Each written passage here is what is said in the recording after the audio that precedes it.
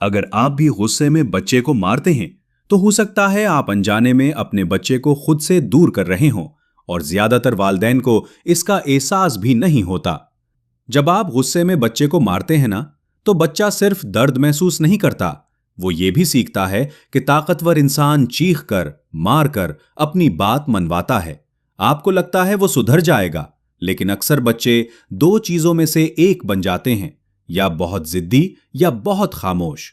कुछ बच्चे बाहर से नॉर्मल लगते हैं, मगर अंदर से डरना शुरू हो जाते हैं। हर आवाज पर चौंकना, झूठ बोलना, अपनी बात छुपाना, ये सब कभी कभी खौफ की वजह से होता है। तरबियत सिर्फ डांट से नहीं होती, राब्ते से होती है। बच्चा जब गलती करे तो पहले उसका जज्बाती हाल समझें। हर जिद बदतमीजी नहीं होती, कभी थकन, कभी तवज्जो की कमी और कभी सिर्फ मोहब्बत की जरूरत होती है। याद रखें, बच्चा आपकी बात शायद भूल जाए, लेकिन आपका रवैया कभी नहीं भूलता।